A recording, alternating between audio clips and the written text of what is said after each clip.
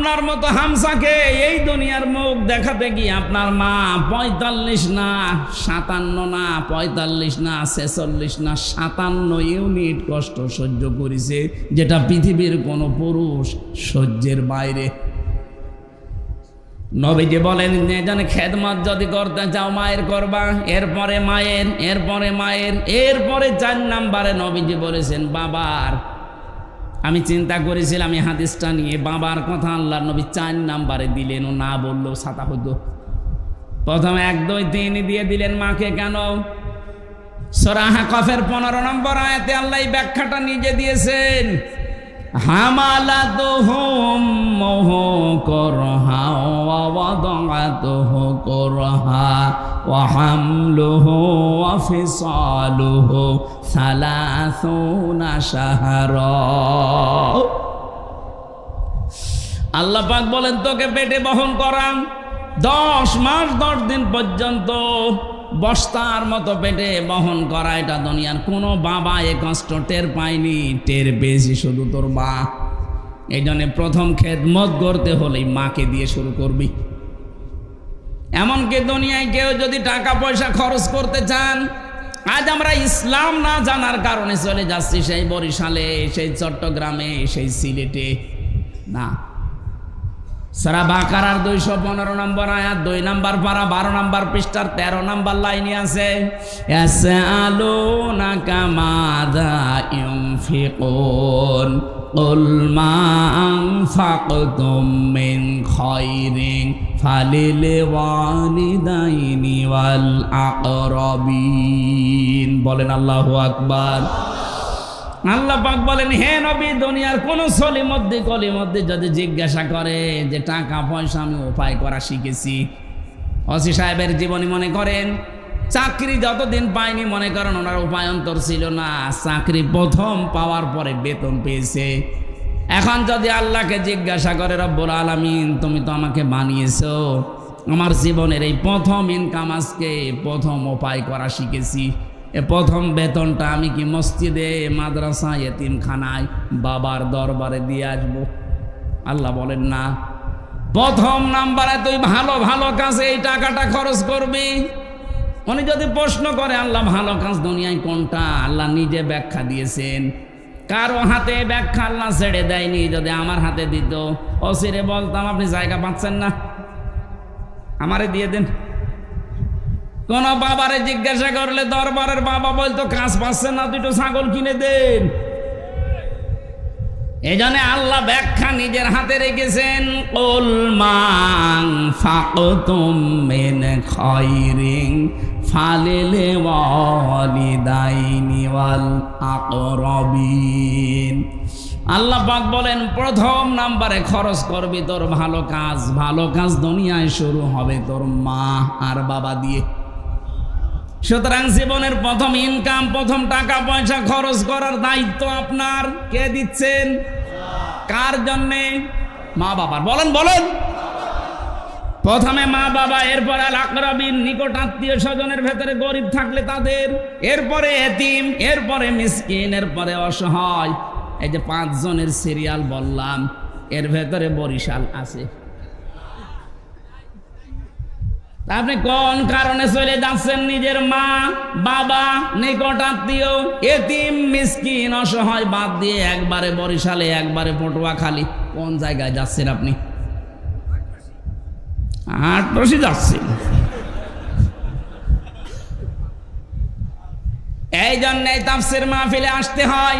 এই আয়াতটা যদি ক্লিয়ার করে যেতে পারি, তাহলে ওসি সাহেবের থানায় অনেক মামলা আমার মনে হয় কমে যাবে। কথা বলে না কেন? আমি 4-5 দিন আগে গিয়েছিলাম ওই যে নীলফামারী জেলা কিশোরগঞ্জ থানা, ওখানে মাহফিলের যিনি সভাপতি বলছে চলেন বৃদ্ধাশ্রম বানিয়েছি, দেখে আসেন। যে দেখলাম এই কোলে প্রায় 20 জন মা, এই কোলে 20 জন বাবা সব বসে আছে। তাদের চোখের দিকে তাকিয়ে আমি বুঝতে পেরেছি প্রত্যেকটি মার বাবা সন্তানের জন্য বরদোয়া করছে। অথচ তাদের ছেলে মেয়েরা সব বড় বড় বিজনেসম্যান, অফিসার। শুধু ছেলের দোষ এখানে না, আমি যতটুকু সেই কয়জনের সাথে কয়েক মিনিট কথা বলে বুঝতে পেরেছি, প্রত্যেকেই দোষ দিয়েছে শুধু তার বৌমার।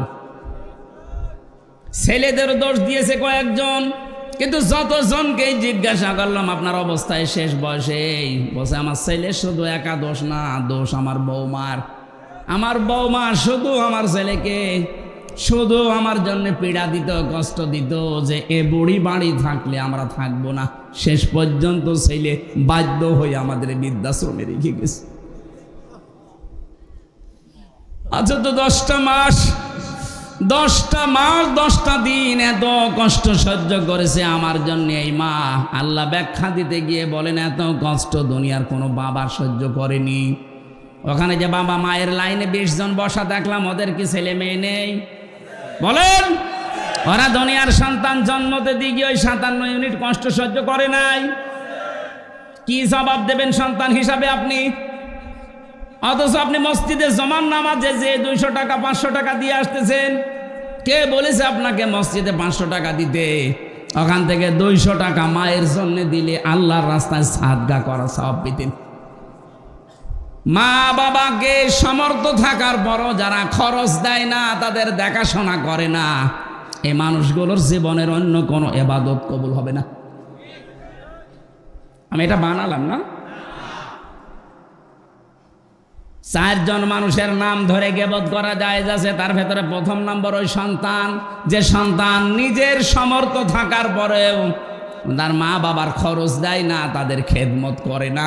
এই সন্তানের নাম বলে জনগণকে সতর্ক করা জায়েজ আছে, যে ও নিজের সন্তান হিসাবে এরকম, ও যেন কোনো দায়িত্বে যেতে না পারে। জনগণ সাবধান থাকবা। ও নিজের আসল জায়গায় যদি খরচ না করে, একবারে সিরিয়াল বাদ দিয়ে চলে যাচ্ছে উনি চট্টগ্রামে। চট্টগ্রামতে 5 জনের ভেতরে একজনের নামও নেই। আছে? আপনি সিরিয়াল মেনটেন করেন, সিরিয়ালকে আমি বানালাম, কে বানিয়েছে?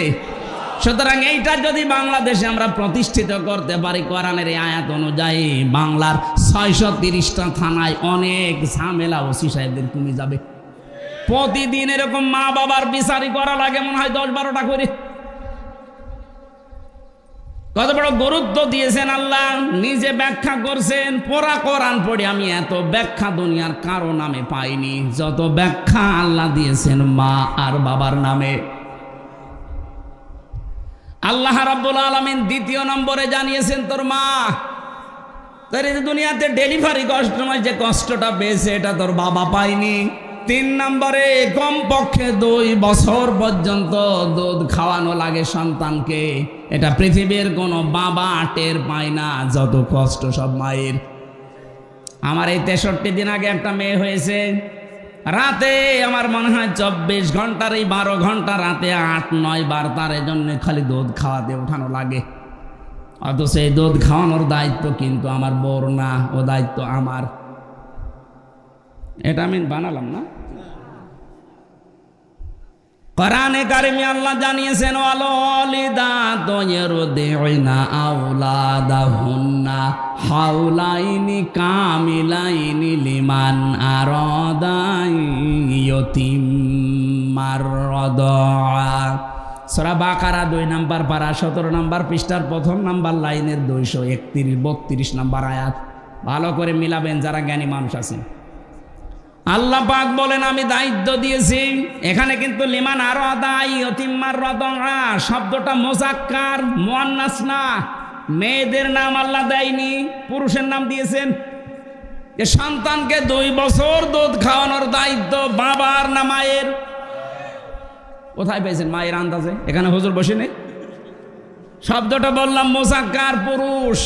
মায়ের নাম আল্লাহ দেয়নি। লিমান আরাদা, লিমান আরাদা ইয়াতিম্মার রাদা। এর যত কষ্ট স্বীকার করা লাগবে, যত অর্থনৈতিক সাপোর্ট দেওয়া লাগবে, সব বাবার। মায়ের কোনো দায়িত্ব নেই। মা যদি সন্তানকে দুধ পান নাও করায় গুনাহ হবে না, কিন্তু বাবা যদি দায়িত্ব পালন না করে তার গুনাহ হবে।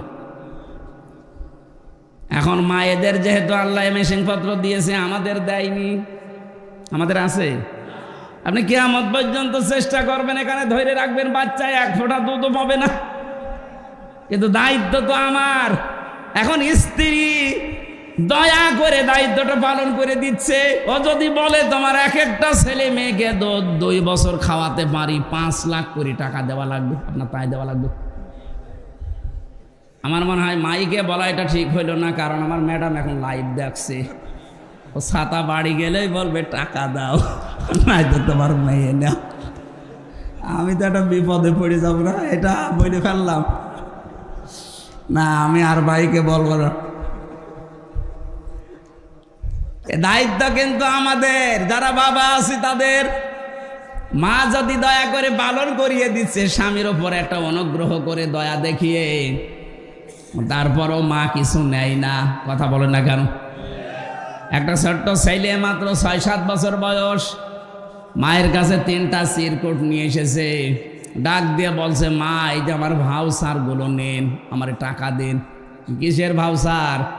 তুমি যে প্রতিদিন আমাকে ওই যে মশারি টাঙাতে বলো, তোমার কথা মতো আমি মশারি টাঙিয়ে দেই, এই জন্য আমি হিসাব করে করে লিখেছি মাসে 30 দিন 30 টাকা।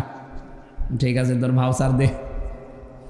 দ্বিতীয় নম্বর, তোমার ওই ছোট মেয়েটাকে আমি কোলে করে ঘুরি, বিকালে আমি খেলা বাদ দিয়ে তোমার মেয়েকে নিয়ে ঘুরে বেড়াই, এই জন্য প্রতিদিন 1 টাকা করে হলো 30 দিনে 30 টাকা। তুমি যে রান্না করার সময় আমাকে দোকানে পাঠাও বিভিন্ন জিনিস আনতে, প্রতিদিন তোমার কথা মতো বিভিন্ন জিনিস তোমারে আমি এনে দেই, এই জন্য আমার আরো 30 টাকা। আমার এই 90টা টাকা দাও, আর ভাউচারগুলো নাও। মা বলে, সন্তান তোমার কাছে আমারও ভাউচার আছে 3টা। কিসের ভাউচার তোমার?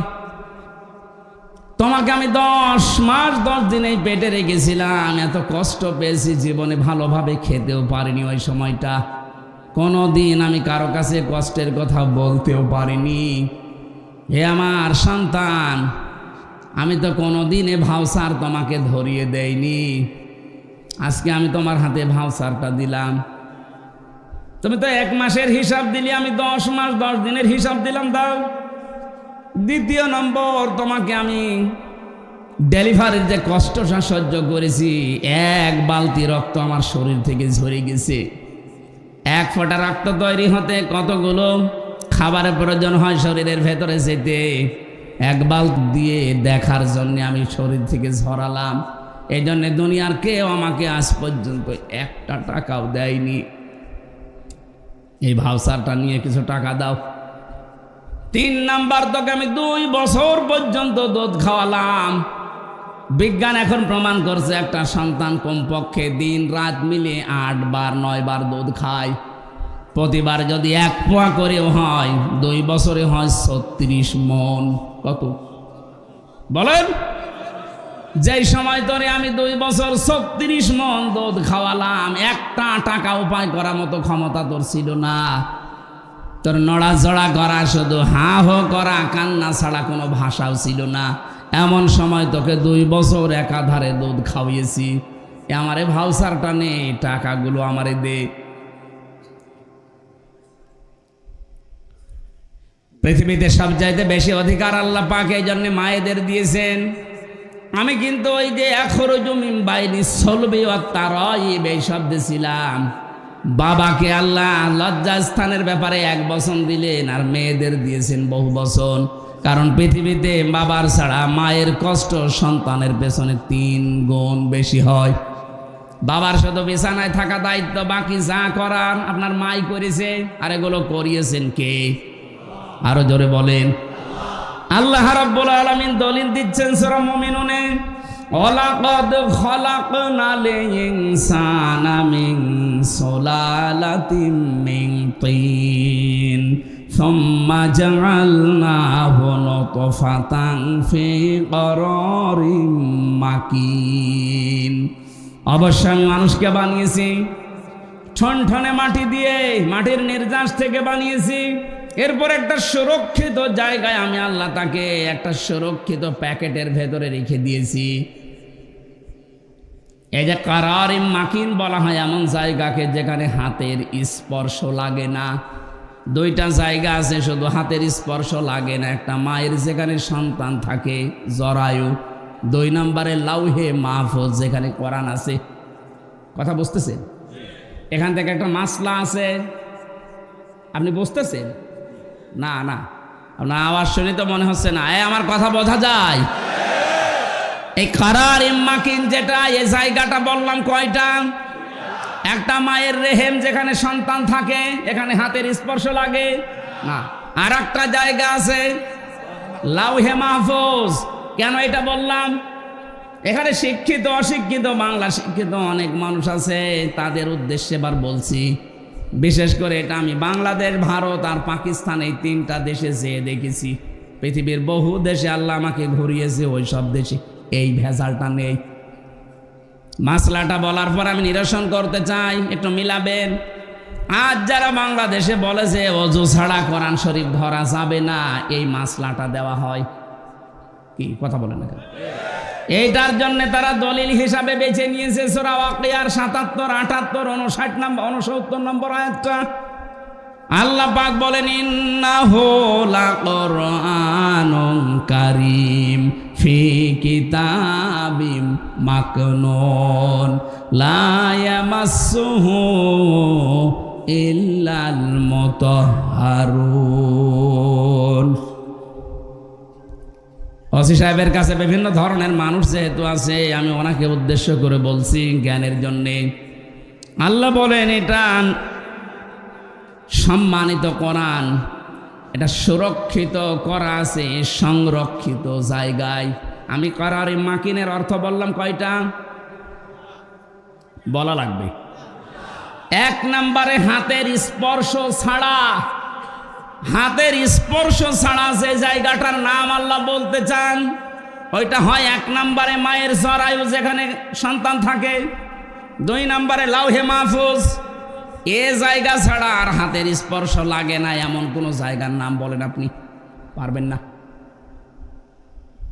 মায়ের রেহেমের ভেতরে যেহেতু সন্তান, এমন জায়গা আল্লাহ প্যাকেট করে রেখেছেন, কোনো হাতের স্পর্শ ওখানে লাগতে পারে না।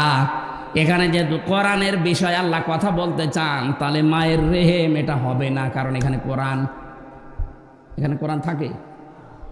আমি মনে হয় কথা বোঝাতে পারিনি। মায়ের রেহেম যেখানে সন্তান আমরা ছিলাম, ওখানে কি কোরআন থাকে না? তাহলে দ্বিতীয় অর্থ হবে সেই লাহে মাহফুজ, এখানে যেহেতু কোরআন আছে, তাহলে এই জায়গাটাও হাতের স্পর্শ আমাদের লাগে নাই। আল্লাহ বলেন লা ইয়ামাসসুহু, টান আছে, লা ইয়ামাসসুহু।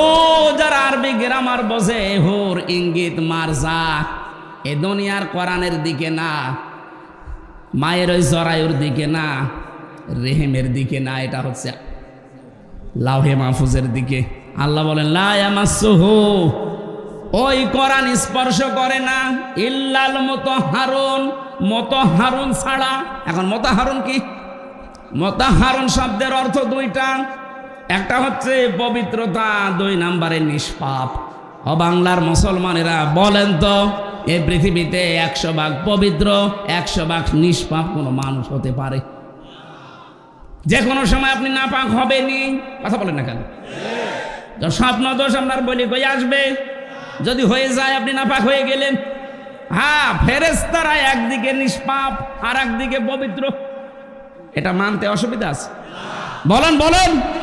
তাহলে আল্লাহ এই আয়াতগুলো দিয়ে ইঙ্গিত দিয়ে যেটা বোঝাতে চাই, এই কোরআন শরীফ না, ওটা লাউহে মাহফুজের কোরআন। যে ওখানে যারা ধরে ওরা একদিকে পবিত্র আর একদিকে নিষ্পাপ। অথচ এটা আমরা চাইনি, দুনিয়ার দিকে মিলিয়ে কোরআন থেকে জাতিকে দূরে সরিয়ে রাখার একটা সূক্ষ্ম ষড়যন্ত্র। হ্যাঁ, আমি আপনাকে বলছি আরবি টু আরবি যেটা কোরআনের আকর্ষণের জন্য, সম্মানের জন্য আপনি ধরবেন না।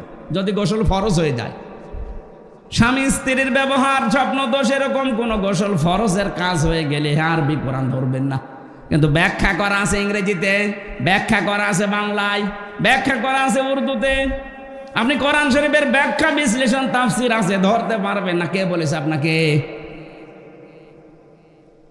এটা আমার মনে হয় ইহুদি আর খ্রিস্টানদের সূক্ষ্ম একটা ষড়যন্ত্র, আমরা যেন কোরআনের কাছে সবসময় আসতে না পারি। এর কাছে সবসময় আসতে না পারলে আপনি জীবনের গাইডলাইন পাবেন না। এই কথা বুঝতেছেন? দেরি হয়ে যাচ্ছে। আমি যেটা বলতে চাই, আল্লাহ রাব্বুল আলামিন এবার জানিয়েছেন সুম্মা খালাকনান নুতফাতা আলাকাতান ফাখালাকনাল আলাকাতা মুদগাতান ফাখালাকনাল মুদগাতা ইযামান ফাকাসাউনাল ইযামা লাহমা। এই যারা চলে যাচ্ছেন শুধু প্রসাব পায়খানা আর বিড়ি খাওয়া বাদ দিয়ে কেউ যাবেন না। খুব বেশি নেশা লাগলে বিড়ি খেয়ে আবার চলে আসবেন। তাছাড়া যদি ভালো লাগছে না চলে যাচ্ছে, আপনার কিন্তু গোনা হবে ভাই। যে কয়জন যাচ্ছে আমার মনে হয় এগুলোই যাচ্ছে, হয় প্রসাব পায়খানা অথবা বিড়ি খাওয়া। যান, নেশা যদি বেশি লাগে খেয়ে কিন্তু আবার চলে আসবেন বলছি। খুব জরুরি না হলে উঠেন না, আমার সামনে কিছু কথা আছে খুব দরকার।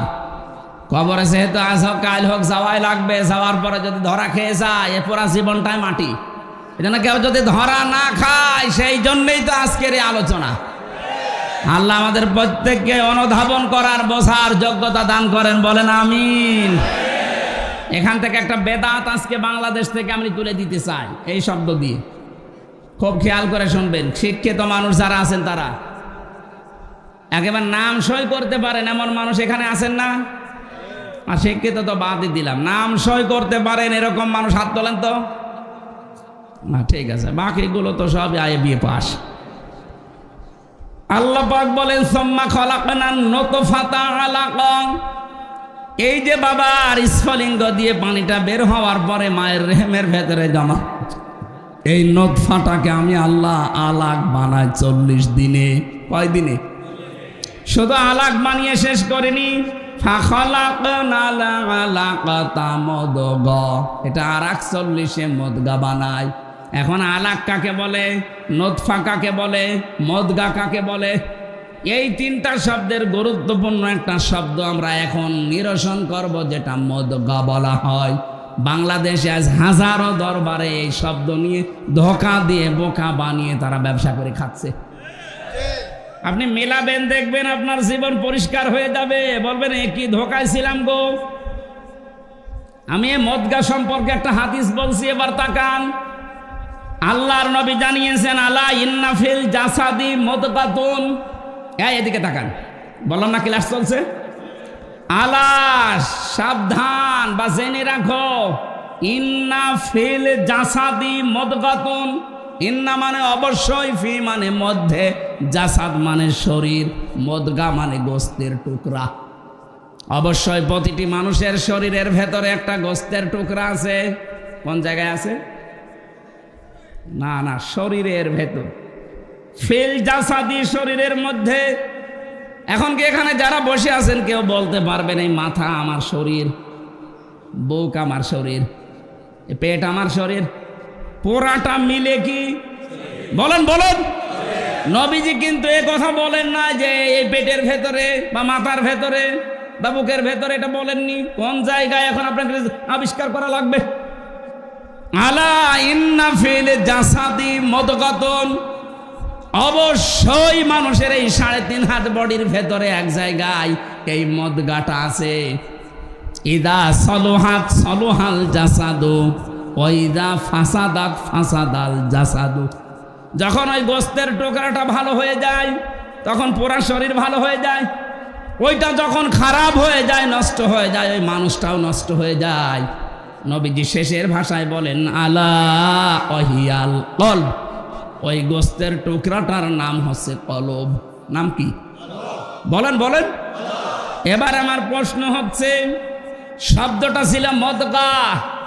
মুদগা শব্দ আপনি কম্পিউটারের কাছে যান, এই মুদগা শব্দ আরবিতে হোক, ইংরেজিতে হোক, বাংলায় হোক, পৃথিবীর 4,500 ভাষা আছে। যে ভাষায় লিখে ওর ভেতরে দেন, দেখেন মুদগা হওয়ার শর্ত বের করে দেবে। চিকিৎসা বিজ্ঞান জানাচ্ছে যদি মুদগা বলতে চান 3টা বিষয় লাগবে তার ভেতরে। 1 নম্বরের ভেতরে রক্ত থাকতে হবে। কি থাকবে? এই মায়ের যে রেহেমের ভেতরে বাবার যেটা জমা হয়, এটা কি রক্ত? কি? বীর্য। বলেন বলেন। এর আরবি নাম নুতফা। আরবি নাম কি? এই নুতফাটা 40 দিন পরেই কিন্তু বীর্য হয়ে যায় না।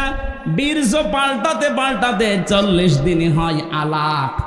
আলাক মানে না, আলাক শব্দের আবিধানিক অর্থ এখন বাস্তবে যেটা বিজ্ঞান দেখাচ্ছে, আলাক মানে ঝুলন্ত। এই যে যোগ বলে না, যোগ এভাবে কি থাকে, ঝুলে থাকে। মায়ের জরায়ুর দেওয়ালের ভেতরে ঠিক যোগের মতো আমরা এভাবে 40 দিন ঝুলেছিলাম। তার আরবি নাম আলাক।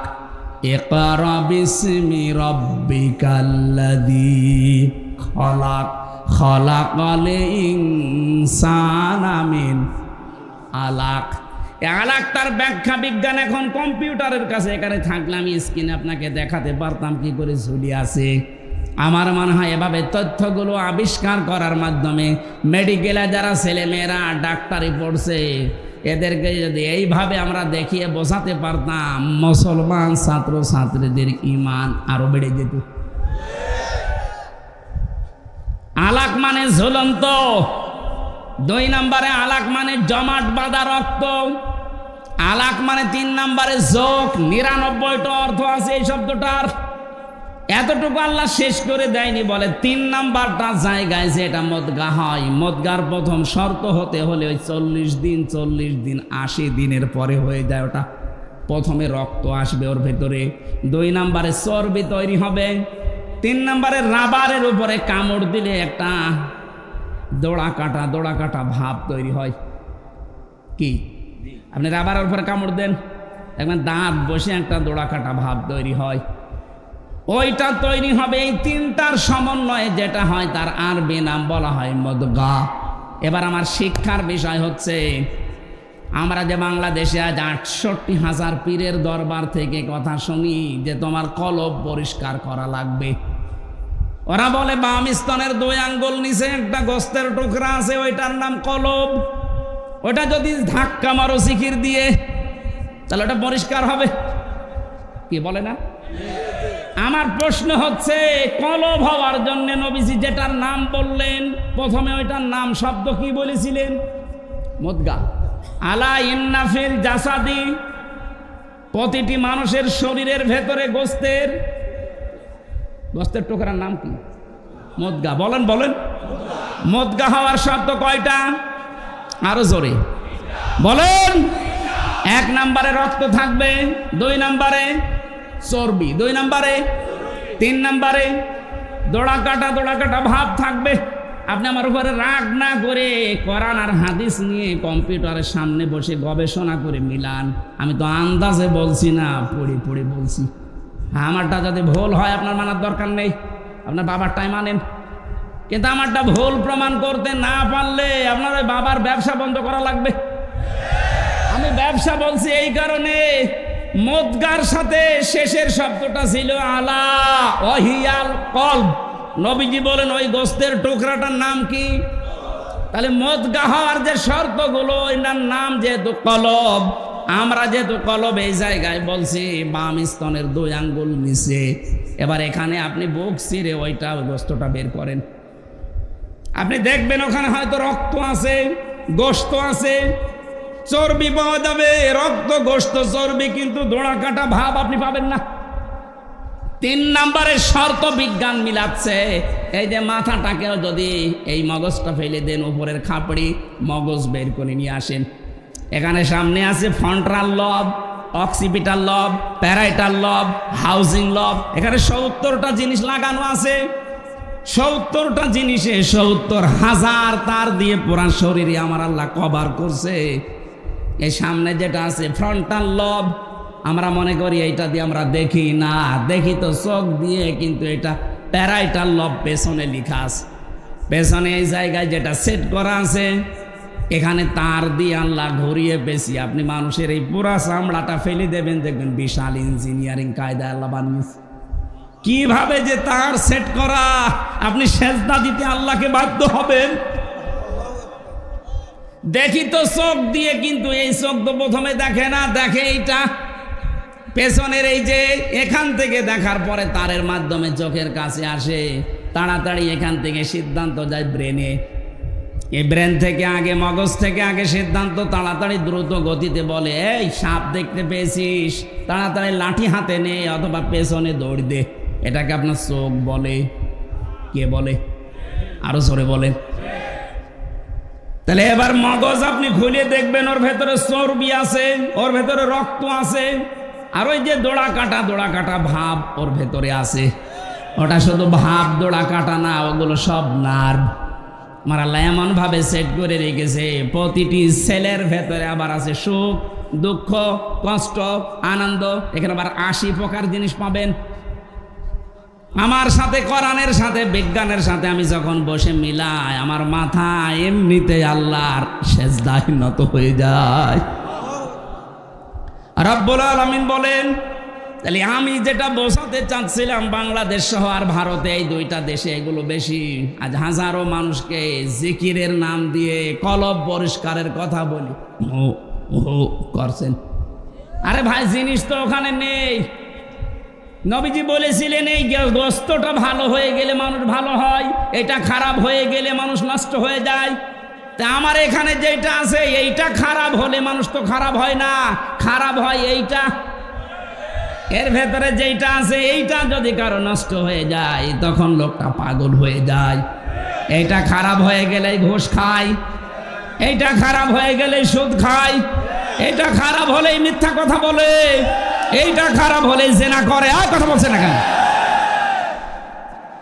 এটা যদি সত্যি আমরা আজ বুঝে ফেলি, বাংলাদেশে আজ হাজারো দরবারে উল্টা পাল্টা জিকির বন্ধ হয়ে যাবে। তাহলে যারা এই জিকিরের নাম নিয়ে কলব পরিষ্কারের কথা বলে বুক ব্যথা করাচ্ছে, তারা আমারে ভালো বলবে যে হুজুর যেন আমার জেলায় আর না আসে। দেখা যায় ওর ব্যবসায় ভাটা পড়ছে। আরে ভাই, বুক পরিষ্কার করে কি করবেন আপনি? এটা সাবান দিয়ে পরিষ্কার করেন, পরিষ্কার তো করা লাগবে। এইটা এই মোবাইলে এত তথ্য আমি এক জায়গায় করেছি আয়াত দিয়ে, যদি সত্যি আমাদের এইটা পরিষ্কার হতো, তাহলে 15.5 বছর অত্যাচার করতো না। এইটা পরিষ্কার হলে 15.5 বছর আয়না ঘরে বা থাকা লাগতো না। আপনি বলছেন আয়না ঘর কি? 10 দিনে আমার জীবন বিষিয়ে উঠেছে, অথচ ওখানে আমি 8 বছর, 10 বছর, 14 বছরের মানুষ পেয়েছি। ওখানে কবরের মতো জায়গায় আছে, আপনি তো টের পাচ্ছেন না, শুধু দরবারে বসে বসে হু হু করছেন। এইটা খারাপ হয়ে গেছে, এই কারণে মানুষ এত জুলুম করে। বিনা কারণে মিথ্যা মামলা দিয়ে ধরিয়ে দেয় ওনার কাছে, আবার নিজেই ওনার কাছ থেকে টাকা দিয়ে ছাড়িয়ে নিয়ে আসে। এটা 15.5 বছর হয়নি, কিচ্ছু জানে না। ঘরে শুয়ে আছে, ঘুমিয়ে আছে, ঘুম ভেঙে দেখছে ওনার থানায়, কি গো তুই গাছ কেটেছিস? কখন? স্বপ্নে। এরকম মামলা চলছিল। হ্যাঁ, কথা বলেন না কেন? আমার নামে যে মামলা ছিল, এরকম গায়েবী মামলা, আন্দাজে, আমি কিচ্ছু জানি না। আমার বাড়ি থেকে ধরে নিয়ে আসলো, গ্রামের বাড়ি কুষ্টিয়ার হালসায়, অথচ পরের দিন পেপারে ওরা লিখে দিল যে ওনারা কুষ্টিয়ার মজমপুর থেকে। পুরা মিথ্যা কথা। এখান থেকে যে মিথ্যা আরম্ভ হয়েছে, পুরা কেস 3 বছর পুরাটাই মিথ্যা। মামলার আয়ু ছিল এই যে পাশে মাদারীপুরের ট্যাকের হাটে বাড়ি, ওনার আমি খুঁজতেছি, পাচ্ছি না। ওনার দোষ না, ওনারে দিয়ে করানো হয়েছে। কয়েকদিন আগেও আমি কথা বলেছিলাম যে কি আমার মামলা তো সব ঢিসমিস হয়ে গেল, আপনি কোথায়? বলছে হুজুর আমারে মাফ করে দিন। মাফ করবো মানে? আমারে যে 3 বছর ফাঁসির কন্টেম সেলে রেখে দিলেন, আপনাকে আগে 3 বছর রাখি, এরপরে বলেন মাফ করে দিন। বিশেষ করে আমার দায়িত্বে যারা ছিল রিমান্ডে, এসপি শেখ ইমরান, খুলনায় বাড়ি, আমি এই লোকটাকে ছাড়বো না, কারণ এই ইচ্ছা করলে আমার অনেক কিছু বাঁচিয়ে দিতে পারত। মোবাইলটা নিয়ে এমন এমন দৃশ্য উল্টাপাল্টা করেছে। আমার ম্যাডামের ছবি ছিল বিয়ের দিনের, ওইটা দেখে বলছে কি পূর্ণিমা ছবি আপনার? কিসের পূর্ণিমা? এই যে আরে ভাটা আমার, এটা আমার বউ। হুজুর এত সুন্দর বউ পেয়েছে, কি করে? দাঁড়ান, বউ তুলে নিয়ে আসবে। বলেন কত চরিত্র, কত নিচে নামলে এ কথা বলতে পারে একটা আলেমের সাথে। এই সেই কয়জন মানুষ দায়িত্বে ছিল, পুরাটা মিথ্যার উপরে সাজিয়ে 3টা বছর আমার জীবন থেকে কেড়ে নিলেন। কি হয়েছে? এখন তো আপনারা সব পালিয়ে বেড়াচ্ছেন। এদের আমরা আর যাই হই যেন জালেম হয়ে না যাই। মাজলুমের যে কত দুঃখ, কত বেদনা, আল্লাহকে বলা ছাড়া কেউ থাকে না মাজলুমের, এটা আমরা তো প্রমাণিত। কি অবস্থায় রেখেছিল আমারে। আমি নিজে কতগুলো মানুষের কান্নার আওয়াজ শুনেছিলাম ওই মাটির নিচে। কিছু কিছু মানুষের এই যে এত বড় বড় নখ হয়ে গেছে, চুল দাড়ি গোপ, মনে হচ্ছে যে জঙ্গল থেকে বেরিয়ে আসতেছে। এত বড় নখ দিয়ে কেউ কেউ দেওয়ালের সাথে খুশিয়ে খুশিয়ে লিখে রাখতো, ভাই যদি বাইরে যেতে পারেন তবে নাম্বারে একটু জানাবেন যে আমি বেঁচে আছি। আমার মন ডাক দিয়ে বলছিল মাঝে মাঝে, এমিলিয়াস আলী মনে হয় বেঁচে আছে, কিন্তু এরা দুই বোন পালানোর বছর খানেক আগে ওনাকে মেরে ফেলেছে।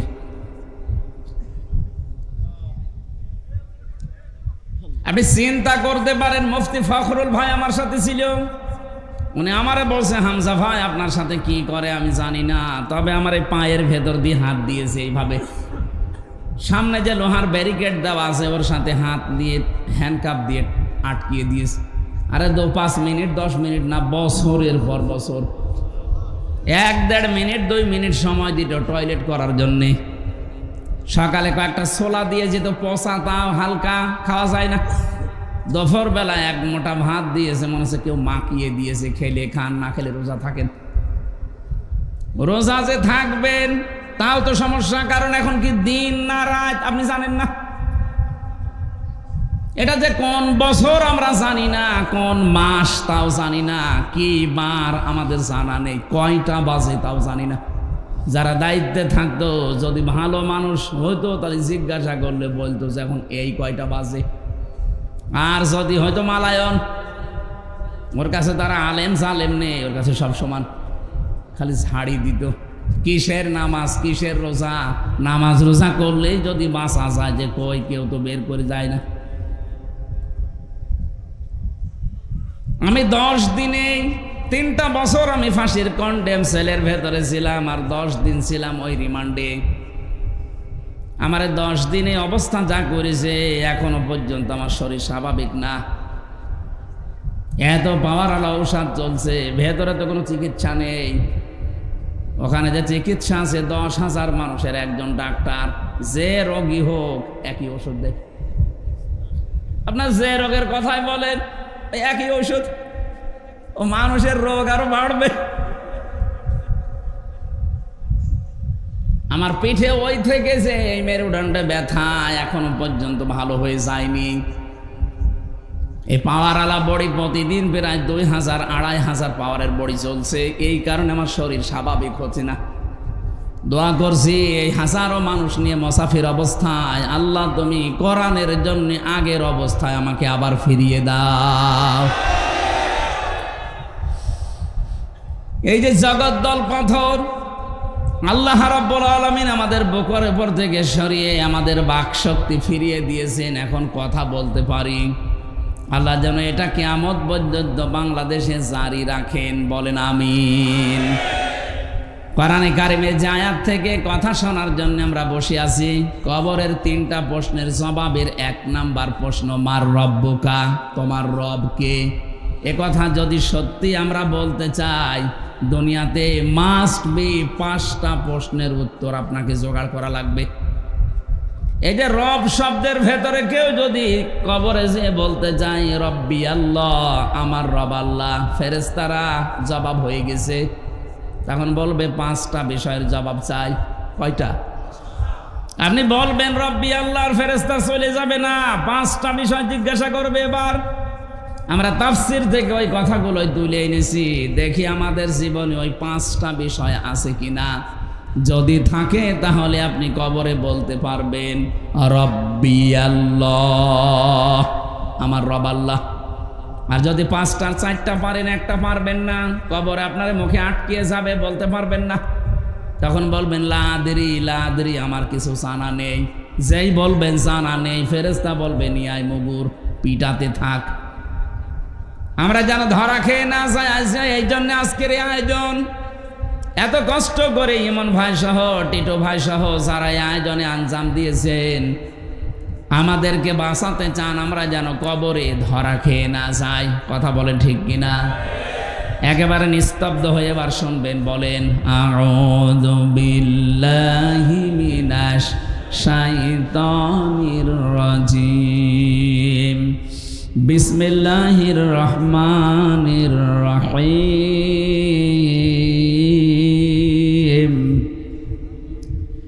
ইন্নাল্লাযীনা ক্বালু রাব্বুনাল্লাহ সুম্মা ইসতাকামু তাতানাজ্জালু আলাইহিমুল মালাইকা। সূরা হামিম সাজদা পড়া কোরআনে কারিমের ভেতরে ৬৬৬৬টা আয়াত আছে। মাত্র একটা আয়াতের ৩ ভাগের ১ ভাগ আমরা পড়েছি। এতটুকুর উপরে আজকের কথা আমরা শেষ করব ইনশাআল্লাহ। আমার এই মাথার ভেতরে কোরআনে কারিমের তথ্য আল্লাহ ঢুকিয়ে দিয়েছেন। আমি যদি আমার হায়াতের শেষ দিন পর্যন্ত আয়াত নিয়ে চিন্তা ভাবনা করে কথা বলতে থাকি, আমার জীবন শেষ হয়ে যাবে, আয়াতের কথা শেষ হবে না। এত কথা লুকিয়ে আছে আয়াতে, আমরা এবার টান দিতে থাকি। এরশাদ হচ্ছে ইন্নাল্লাযীনা, নিশ্চয় যারা ক্বালু, এ কথা বলতে পারে, রব্বুনাল্লাহ, আমাদের রব আল্লাহ। আমাদের রব কে? এটা বলার পরেই শেষ না, সুম্মা ইসতাকামু, এর উপরে যারা দৃঢ় থাকে, এর উপরে যারা ইস্তেকামাত পয়দা করে, টিকে থাকে, অটল থাকে, অটুট থাকে, স্থিতিশীল জীবন তৈরি করে শব্দের উপরে। এই যে 2টা কথা বললাম, শুনতে যত সহজ মনে হচ্ছে, এ 2টা কথা মেনে জীবন চালানো অত সহজ না। কথা বলে না কেন? আয়াতে আল্লাহ আমাদের কাজ দিয়েছেন 2টা। যদি সত্যি এই 2টা কাজ আমরা দুনিয়ার এই ছোট্ট হায়াতে করতে পারি, আল্লাহর কসম, আল্লাহ পরবর্তী 3টা পুরস্কার অবশ্যই দেবেন। এবার আসেন তো, প্রথম শব্দ ছিল রব। রব মানে, আমরা অনেকেই মনে করি রব মানে আল্লাহ। আল্লাহ একটা নাম। রব শব্দের আমি 19টা অর্থ পেয়েছি তাফসিরে, সামারাইজ করে বানিয়েছি 5টি। আপনার এই জীবনে যদি প্র্যাকটিক্যাল লাইফে 5টি মিলাতে পারেন, কবরে আপনি নির্দ্বিধায় বলতে পারবেন রব্বি আল্লাহ, ফেরেশতা আমার রব আল্লাহ। আমি তাফসির থেকে বলছি। এবার 1 নম্বরে রব শব্দের শাব্দিক অর্থ পেয়েছি, রব মানে সৃষ্টিকর্তা। রব মানে কি? 2 নম্বরে রব মানে রিজিক দাতা। 3 নম্বরে রব মানে মা'বুদ। 4 নম্বরে রব মানে আইনদাতা। 5 নম্বরে রব মানে অভিভাবক। এবার আসেন তো একটা করে আমরা কোরআনে কারিমের সাথে মিলিয়ে দেখি এই 5টা আমার জীবনে আছে কিনা। 1 নম্বরে রব মানে সৃষ্টিকর্তা, স্রষ্টা। সৃষ্টিকর্তা হিসাবে আমরা আল্লাহকে মানি। কথা বললেন না? আল্লাহ রাব্বুল আলামিন আমাদের যে প্রথম এই দুনিয়াতে আয়াত দিয়েছেন পড়ার জন্যে, তার ভেতরে এই নামটা আছে, ইকরা বিসমি রাব্বিকাল্লাযী খালাক।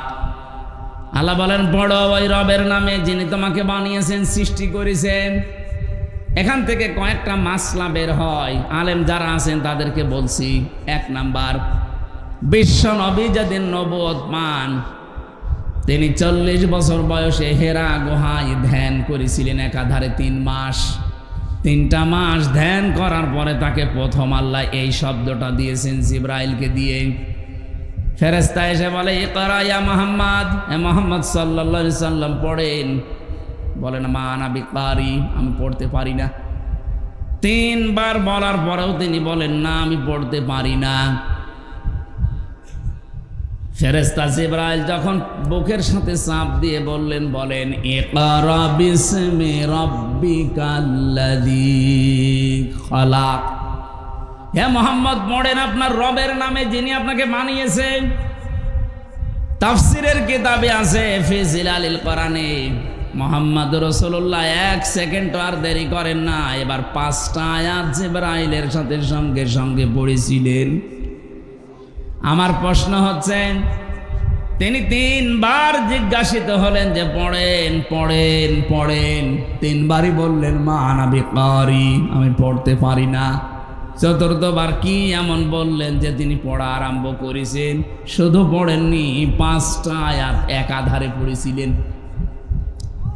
জবাব, আমি যতগুলো তাফসির বিশ্ববিদ্যালয়ে থাকাকালীনের সাথে মিলিয়েছি, প্রতিটি মুফাসসির লিখেছেন বিশ্বনবী পড়েছিলেন এই কারণে, কারণ এতক্ষণ জিবরাইল পড়তে বলেছে, কিন্তু কার নামে এটা বলেনি। যেই বলেছে রবের নামে পড়েন, নবীজি আর 1 সেকেন্ডটা দেরি করেনি। এটা যেন বলতেই চাচ্ছিলেন, ইয়া আখি জিবরাইল, হে ভাই জিবরাইল, বারবার খালি পড়তে বলেন, যে কার নামে পড়বো? আমি তো আর গরু ছাগলের নামে পড়তে পারি না, দেবদেবীর নামে পড়তে পারি না, আমি বাবার নামে দাদার নামে পড়তে পারি না। আপনি পড়তে যখন বললেন বিসমি রব্বিকাল্লাযী খালাক, ওই রবের নামে পড়েন যিনি তোমাকে বানিয়েছে। আমি কিন্তু দেরি করি নাই। আমার উম্মতদেরকে কিয়ামত পর্যন্ত আমি শিক্ষা দিয়ে গেলাম, পড়াশোনা যদি করতেই হয় রবের নামে পড়া লাগবে। বাংলার মুসলমানেরা নিরপেক্ষ দৃষ্টি দিয়ে বলেন তো, এই 15.5 বছরে রবের নামে যতটুকু পড়াশোনা চলতো, দায়িত্বে যারা ছিলেন আরো অধিকাংশ জায়গায় রবের নামটা তুলে দিয়েছিলেন। বিশ্ববিদ্যালয়গুলোর মনোগ্রামে লেখা থাকলো ইকরা বিসমি রব্বিকাল্লাযী খালাক, রব্বি জিদনি ইলমা, ইন্নাদ-দীনা ইনদাল্লাহিল ইসলাম, আল ইয়াউমা আকমালতু লাকুম দীনাকুম। এই শব্দগুলো সবই এই 15.5 বছর আপনারা পাল্টিয়ে ফেলার পায়তারা করেছিলেন। অনেকগুলো জায়গা থেকে পাল্টিয়েও দিয়েছিলেন। পড়া যদি রবের নামে মুসলমান না পড়ে, কে হরের নামে পড়বে বলেন? যতগুলো সূক্ষ্ম ষড়যন্ত্র ছিল এই 15.5 বছরে,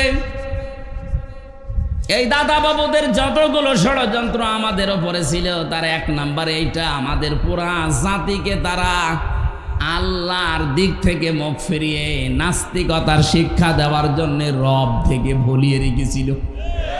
আপনি পড়েন কিন্তু রবের নামে না, আগডম বাগডম ঘোড়াডম সাজে কি পড়ব আমি? হাট্টি মাটিম টিম, তারা মাঠে পাড়ে ডিম, কি পড়বো আমি? আপনি তো পড়তে বললে এমন লোকের নামে, এমন সত্তার নামে পড়তে বলবেন যিনি আমাকে বানিয়েছেন। এবার আসেন তো, এই যে খালাক শব্দ, এটা রবের প্রথম অর্থ। রব্বিকাল্লাযী খালাক, রবকে যিনি বানিয়েছেন। যিনি কি করেছেন? বানিয়েছেন আমাদেরকে। কে? রব। বলেন বলেন। আমাদের আদি পিতা যিনি হযরত আদম আলাইহিস সালাম, তাকে শুধু আল্লাহ বানিয়েছেন মাটি দিয়ে। আমাদের কাউকে আল্লাহ সরাসরি মাটি দিয়ে বানাননি, বানিয়েছেন মাটির নির্যাস দিয়ে। হযরত আদম আলাইহিস সালামকে আল্লাহ বানাতে জিবরাইল, মিকাইল, ইসরাফিল 3 ফেরেশতা পাঠিয়েছিলেন জমিনে। একজনও মাটির কান্না দেখে মাটি নিয়ে যেতে পারে নাই। এটা তাফসিরে হাক্কানির ভেতরে আছে। শেষ পর্যন্ত আজরাইল এসে 1 খাবা মাটি নিয়েছিলেন, 1 খামসা। মুফাসসির বলেন 1 খামসার ভেতরে আজরাইলের মাটি ছিল 40 মণ। ফেরেশতাকে বললেন নিয়ে যখন এসেছো বানাও। তার সাথে 70,000 ফেরেশতাকে আল্লাহ সহযোগী বানিয়ে হযরতে আদমের এই দেহটা বানিয়েছিলেন শুধু 60 হাত লম্বা, 120 হাত লম্বা, 60 গজ, 36 হাত মোটা। বিশাল দেহ বানিয়েছে ফেরেশতারা ওই 1 মোট মাটি দিয়ে। আল্লাহ রাব্বুল আলামিন বলেন থাক, এবার যে চেহারা এটা আমি আল্লাহ নিজে বানাবো। কে বানিয়েছে? ওয়ালাকাদ খালাকনাকুম সুম্মা সাওয়ারনাকুম। আল্লাহ পাক বলেন তোমাদেরকে আমি বানিয়েছি, বিশেষ করে এই চেহারাটা, এখানে কারো হাত নেই। এই চেহারাটা আমি আল্লাহ নিজের কুদরতি হাত দিয়ে খুব শিল্পীর তুলির আকারে সাজিয়েছি। মানুষের চেহারা এই জন্য এত সুন্দর, তামাম দুনিয়ার যত সৌন্দর্য আছে সব চাইতে বেশি সুন্দর মানুষের এই চেহারা। মেয়েরা যারা এসেছেন, মেয়েরা এসেছে, সম্মানিত মা বোনদেরকে এখানে একটা মাসলা বলি। অনেকে রাগ হয়ে গেলে ছেলে মেয়েদেরকে বলে ফেলে তোর মুখে লাথি দেব। না, এটা কবিরা গুনাহ হবে। এ মুখটা আল্লাহ নিজে বানিয়েছেন, এই জন্য মুখের অনেক দাম। আপনি এ কথা বলতে পারেন না। আল্লাহ রাব্বুল আলামিন কোরআনে কারিমে আমাদেরকে এই ইঙ্গিত দিয়েছেন, লাকাদ খলাকনাল ইনসানা ফি আহসানি তাকওয়িম। এই পৃথিবীর যত সৃষ্টি আছে সব চাইতে সুন্দর, আহসান ইসমে তাফজিল, এটা সুপারলেটিভ ডিগ্রি বলা হয়। এর উপরে আর সৌন্দর্য হয় না। সব চাইতে সুন্দর করে আমি আল্লাহ মানুষের আকার, এই আকৃতি বানিয়েছি। জোরে বলেন সুবহানাল্লাহ। শুধুমাত্র আদম আলাইহিস সালামকে আল্লাহ মাটি দিয়ে বানিয়েছিলেন।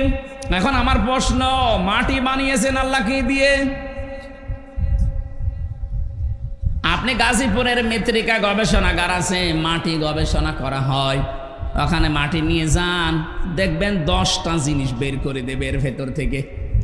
মাটির ভেতরে আছে iron, silicon, magnesium, potassium, aluminium, এরকম 10টা জিনিস আল্লাহ মাটির ভেতর থেকে আপনাকে বের করে দিবে। মাটি দিয়ে আল্লাহ শুধু আদমকে, আর আমরা যারা আদমের সন্তান, সরাসরি আল্লাহ আমাদেরকে মাটি দিয়ে তিনি বানাননি, বানিয়েছেন মাটির নির্যাস থেকে। এই মাটিতে খাবার হয়, এই খাবার আমাদের বাবার মা খায়। বাবার এই পেটের নীল দাঁড়ার ভেতরে যেটা জমা থাকে এটাকে বলা হয় স্পার্ম। মায়ের রেহেমের ভেতরে যেটা জমা আছে বুকের ভেতরে এটাকে বলা হয় ওভাম। খাবার দুইজনেই খাচ্ছে, দুইজনের দুইটা জিনিস তৈরি হয়, একটা ওভাম আর একটা স্পার্ম। এই দুইটাকে একসাথে বিজ্ঞানের ভাষায় বলা হয় জাইগট। আল্লাহ রাব্বুল আলামিন বলেন, ফালিয়ানজুরিল ইনসানু মিম্মা খুলিকা মিম্মা দাফিক। মানুষকে একটু নজর করে না? এই যে একটা দুর্বল জায়গায় আঘাত দিয়েছেন। আপনি যে অহংকার করেন, এই জন্য আল্লাহ এমন জায়গায় আঘাত দিয়েছেন যে অহংকার সব মাটির সাথে মিশে যাবে। কি নিয়ে অহংকার করো? তুমি কি একটু নজর করো না কি দিয়ে তোমারে বানালাম? বাবার স্ফলিঙ্গ দিয়ে দ্রুত গতিতে বের হয়ে যাও এক ফোঁটা না পাক পানি, যেটা মায়ের রেহেমের ভেতরে জমা হয়। আল্লাহ এখানে দুইটা তথ্য আমাদেরকে দিয়েছেন। এক নম্বরে, ইয়াখরুজু মিন বাইনিস সুলবি ওয়াত তারাইব। আমি যারা শিক্ষিত মানুষ আর আলেম তাদেরকে বলছি, আল্লাহ বলেন এখানে সলবন এক বচন, তারাইব বহু বচন। তাফসিরের ভাষায় পড়েছি, সলবন বলা হয় মেয়েদের লজ্জাস্থানকে, আর তারাইব বলা হয় ছেলেদের লজ্জাস্থানকে। প্রশ্ন আমার, সন্তান তৈরি করার জন্য শুধু মা একা হলে হবে? হয়েছে একটা, শুধু হযরত ঈসা নবী। এটা আল্লাহর আলাদা নিদর্শন। তাছাড়া স্বাভাবিকভাবে পৃথিবীতে আজ পর্যন্ত কোনো মা একা দুনিয়ায় সন্তান আনতে পারেন নাই। কথা বলেন না কেন? আল্লাহ এই জন্য এখানে দিয়েছেন এক বচন না, মায়ের ক্ষেত্রে তারা এই বহু বচন। সলবন আল্লাহ এক বচন দিয়েছেন। বাবার লজ্জাস্থানের নাম যেখানে আপনি পাবেন এক বচন, মেয়েদের মায়ের লজ্জাস্থানের নাম পাবেন বহু বচন। বহু বচন একটার পরে দুইটা হলেও বহু বচন হয় না, 1 2 পার করে 3 হওয়া লাগে, তারপরে বহু বচন। এখান থেকে হাদিসের ব্যাখ্যা হচ্ছে, বাবার চাইতে মায়ের অধিকার কমপক্ষে 3 গুণ বেশি। পৃথিবীতে একটা সন্তানের জন্য বাবা যা করে, যে কষ্টটা, বিজ্ঞান এখন কষ্ট পরিমাপ করার যন্ত্র আবিষ্কার করেছে। এই যে কষ্ট, এটা কিন্তু মাপা যায়। একটা পুরুষ মানুষকে যদি 45 ডিগ্রি কষ্ট আপনি দেন, 45 ইউনিট, ও মারা যাবে। এর চাইতে বেশি সহ্য ক্ষমতা পুরুষের শরীরে আর নেই। কিন্তু বিজ্ঞান জানিয়েছে, একটা মা যখন সন্তানকে দুনিয়া আনতে ডেলিভারির কষ্ট সহ্য করে, কমপক্ষে 57 ইউনিট কষ্ট সহ্য করা লাগে। কি বুঝলেন এখান থেকে বলেন তো? আপনার মতো হামসাকে এই দুনিয়ার মুখ দেখাতে গিয়ে আপনার মা 45 না 57 না 45 না 46 না 57 ইউনিট কষ্ট সহ্য করেছে, যেটা পৃথিবীর কোনো পুরুষ সহ্যের বাইরে। নবীজি বলেন যেজন খেদমত যদি করতে চাও মায়ের করবা, এরপরে মায়ের, এরপরে মায়ের, এরপরে 4 নাম্বারে নবীজি বলেছেন বাবার। আমি চিন্তা করেছিলাম এই হাদিসটা নিয়ে, বাবার কথা আল্লাহর নবী 4 নাম্বারে দিলেন, ও না বললেও ছাতা হতো। প্রথমে 1, 2, 3 দিয়ে দিলেন মাকে। কেন? সূরা আহকাফের 15 নম্বর আয়াতে আল্লাহ এই ব্যাখ্যাটা নিজে দিয়েছেন। হামালাতুহুম করহা ওয়া ওয়াদাআতুহু করহা ওয়া হামলুহু ওয়া ফিসালুহু 30 শাহরা। আল্লাহ পাক বলেন তোকে পেটে বহন করাম 10 মাস 10 দিন পর্যন্ত বস্তার মতো পেটে বহন করা। এটা দুনিয়ার কোনো বাবা এ কষ্ট টের পায়নি, টের পেয়েছি শুধু তোর মা। এই জন্য প্রথম খেদমত করতে হলেই মাকে দিয়ে শুরু করবি। এমনকি দুনিয়ায় কেউ যদি টাকা পয়সা খরচ করতে চান, আজ আমরা ইসলাম না জানার কারণে চলে যাচ্ছি সেই বরিশালে, সেই চট্টগ্রামে, সেই সিলেটে।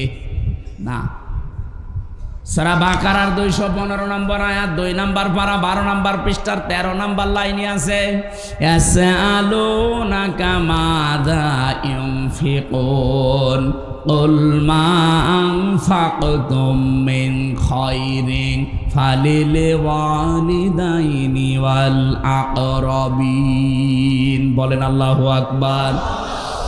আল্লাহ পাক বলেন হে নবী, দুনিয়ার কোন সলিমদ্দি কলিমদ্দি যদি জিজ্ঞাসা করে যে টাকা পয়সা আমি উপায় করা শিখেছি। ওসি সাহেবের জীবনী মনে করেন, চাকরি যতদিন পায়নি মনে করেন ওনার উপায়ন্তর ছিল না, চাকরি প্রথম পাওয়ার পরে বেতন পেয়েছে। এখন যদি আল্লাহকে জিজ্ঞাসা করে রব্বুল আলামিন তুমি তো আমাকে বানিয়েছো, আমার জীবনের এই প্রথম ইনকাম আজকে প্রথম উপায় করা শিখেছি, এ প্রথম বেতনটা আমি কি মসজিদে, মাদ্রাসা, এতিমখানায় বাবার দরবারে দিয়ে আসবো? আল্লাহ বলেন না, প্রথম নাম্বারে তুই ভালো ভালো কাজে এই টাকাটা খরচ করবি। উনি যদি প্রশ্ন করে আল্লাহ ভালো কাজ দুনিয়ায় কোনটা, আল্লাহ নিজে ব্যাখ্যা দিয়েছেন।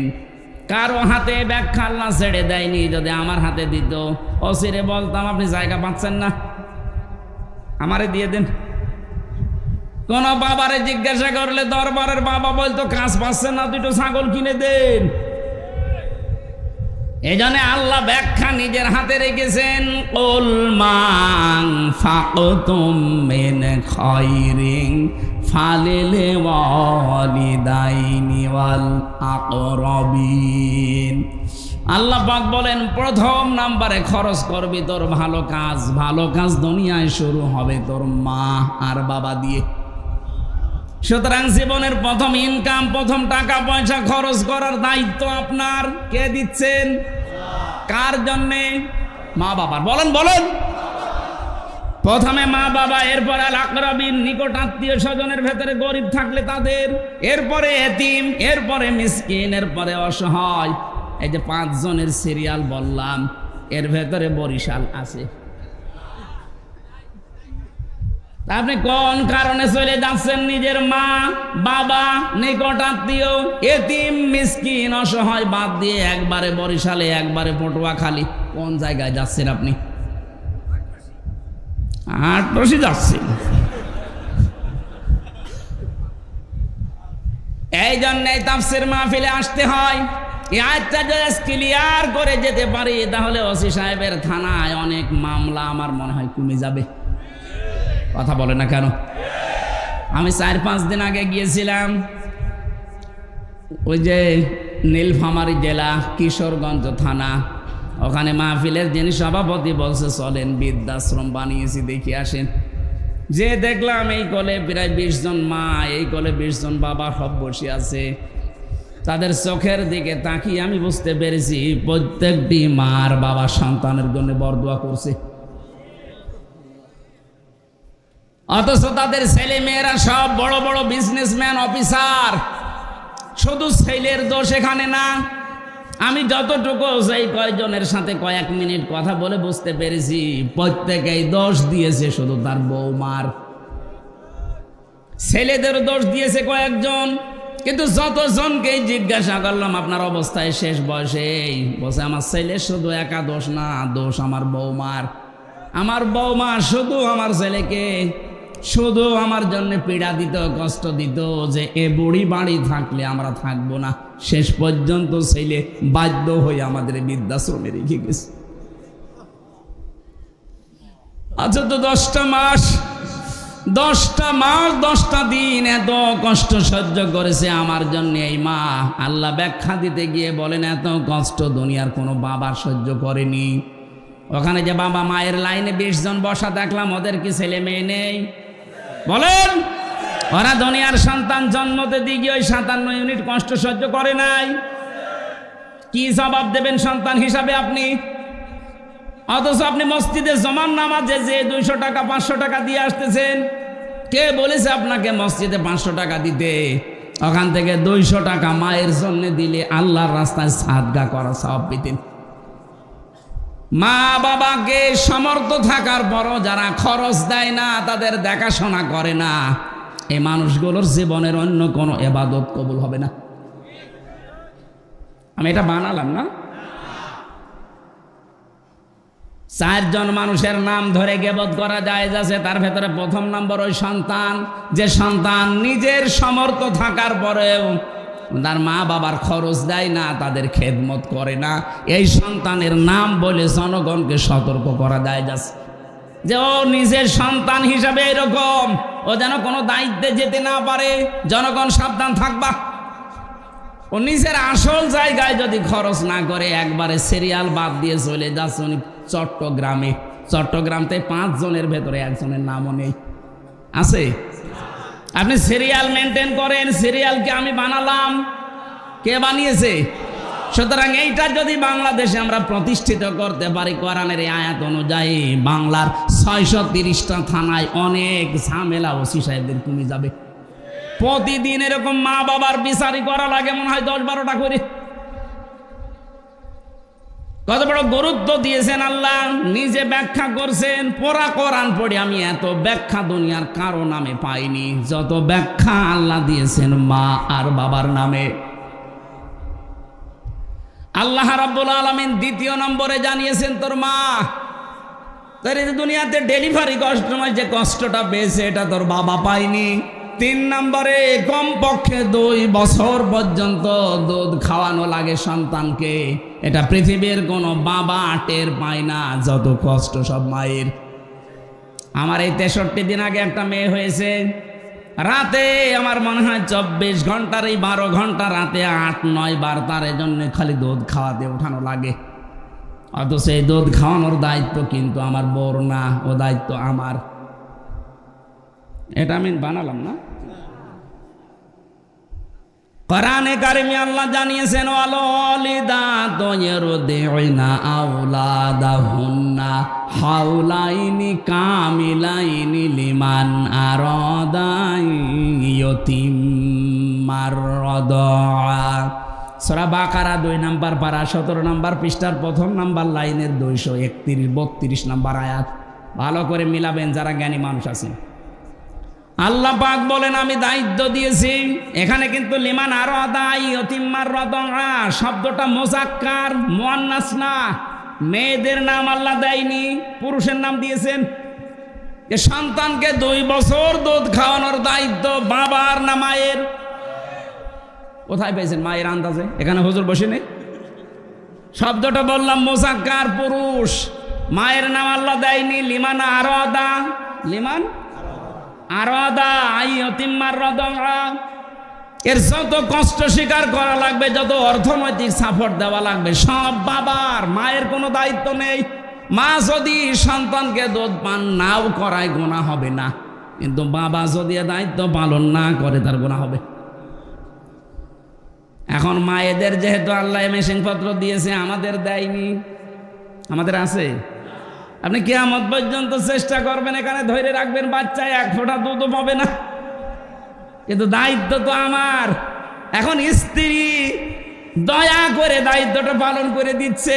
ও যদি বলে তোমার একটা ছেলে মেয়েকে 2 বছর খাওয়াতে পারি, 5 লাখ করে টাকা দেওয়া লাগবে, আপনার তাই দেওয়া লাগবে। আমার মনে হয় মাইকে বলা এটা ঠিক হইল না, কারণ আমার ম্যাডাম এখন লাইভ দেখছে। ও ছাতা বাড়ি গেলেই বলবে টাকা দাও, নাই তো তোমার মেয়ে নাও। আমি তো একটা বিপদে পড়ে যাব না, এটা বলে ফেললাম না, আমি আর ভাইকে বলবো না। দায়িত্ব কিন্তু আমাদের, যারা বাবা আছি তাদের। মা যদি দয়া করে পালন করিয়ে দিচ্ছে স্বামীর ওপর একটা অনুগ্রহ করে দয়া দেখিয়ে, তারপরও মা কিছু নেয় না, কথা বলে না কেন? একটা ছোট্ট ছেলে মাত্র 6-7 বছর বয়স, মায়ের কাছে 3টা চিরকুট নিয়ে এসেছে, ডাক দিয়ে বলছে, মা এই যে আমার ভাউচার গুলো নেন, আমার টাকা দিন। কিসের ভাউচার? তুমি যে প্রতিদিন আমাকে ওই যে মশারি টাঙাতে বলো, তোমার কথা মতো আমি মশারি টাঙিয়ে দেই, এই জন্য আমি হিসাব করে করে লিখেছি মাসে 30 দিন 30 টাকা। ঠিক আছে, তোর ভাউচার দে। দ্বিতীয় নম্বর, তোমার ওই ছোট মেয়েটাকে আমি কোলে করে ঘুরি, বিকাল আমি খেলা বাদ দিয়ে তোমার মেয়েকে নিয়ে ঘুরে বেড়াই, এই জন্য প্রতিদিন 1 টাকা করে হলো 30 দিনে 30 টাকা। তুমি যে রান্না করার সময় আমাকে দোকানে পাঠাও বিভিন্ন জিনিস আনতে, প্রতিদিন তোমার কথা মতো বিভিন্ন জিনিস তোমারে আমি এনে দেই, এই জন্য আমার আরও 30 টাকা। আমার এই 90টা টাকা দাও আর ভাউচারগুলো নাও। মা বলে, সন্তান তোমার কাছে আমারও ভাউচার আছে 3টা। কিসের ভাউচার তোমার? তোমাকে আমি 10 মাস 10 দিন এই পেটে রেখেছিলাম, এত কষ্ট পেয়েছি, জীবনে ভালোভাবে খেতেও পারিনি ওই সময়টা, কোনো দিন আমি কারো কাছে কষ্টের কথা বলতেও পারিনি।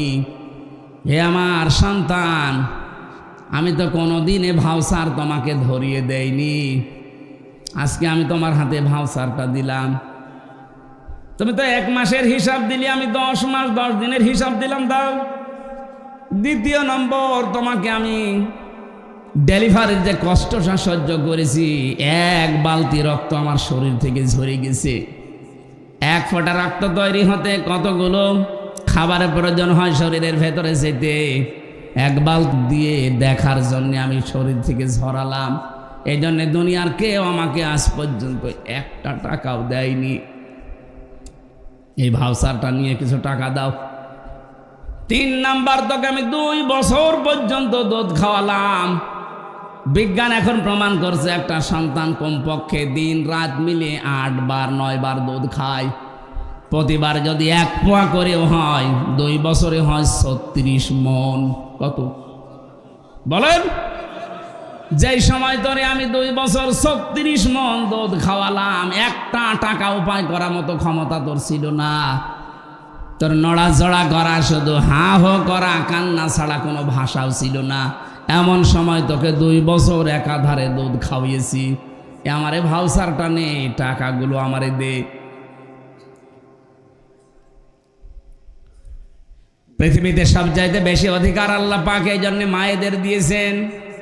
আমি কিন্তু ওই যে আখরুজু মিন বাইনি সলবি ওয়াত তারাইব এই শব্দে ছিলাম।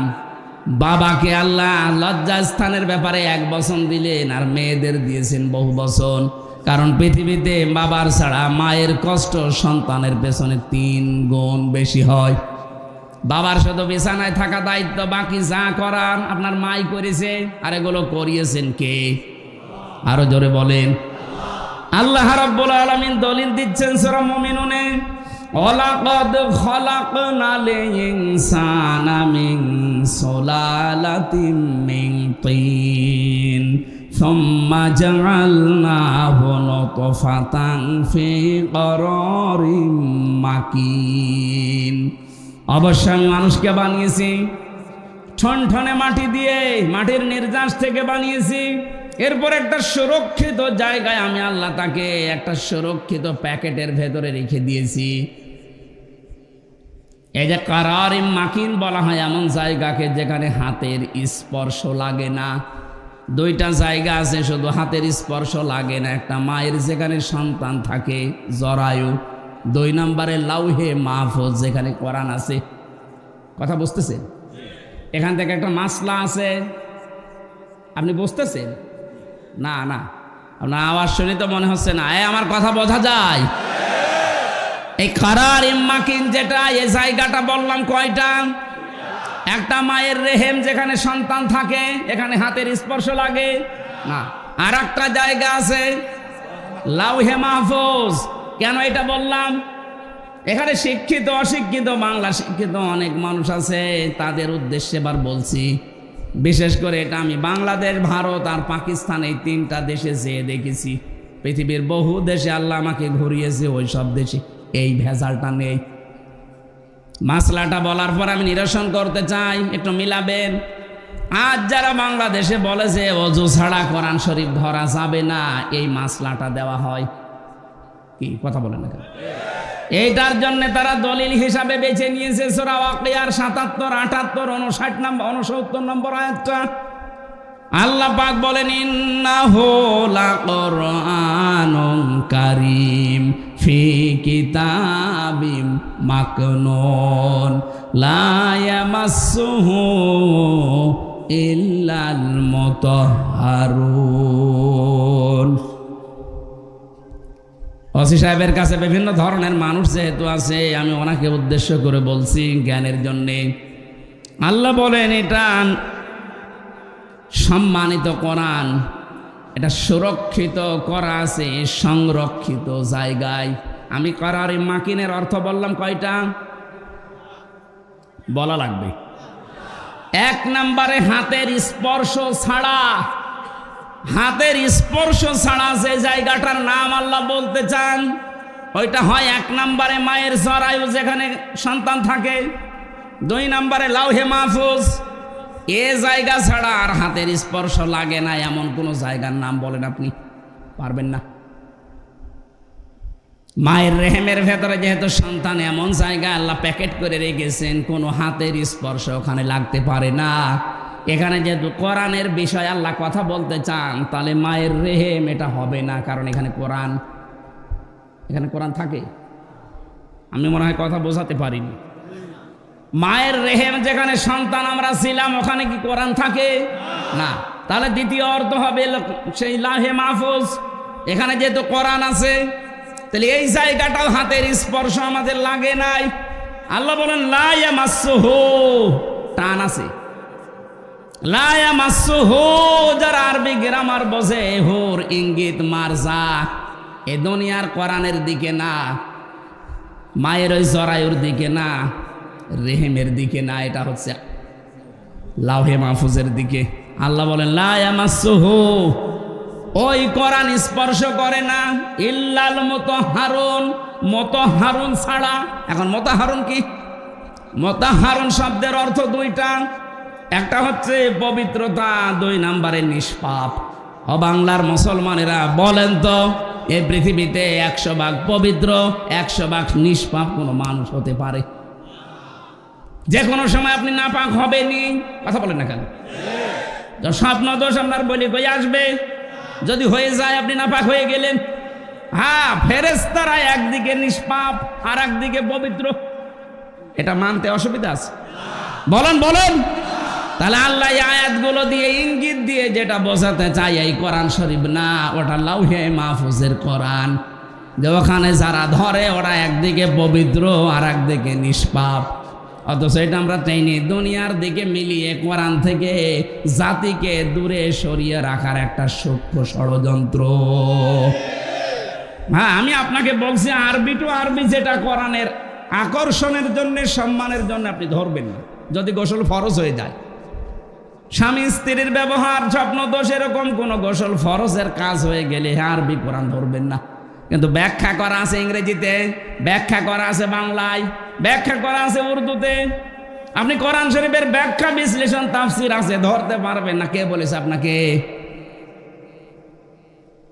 এটা আমার মনে হয় ইহুদি আর খ্রিস্টানদের সূক্ষ্ম একটা ষড়যন্ত্র, আমরা যেন কোরআনের কাছে সবসময় আসতে না পারি।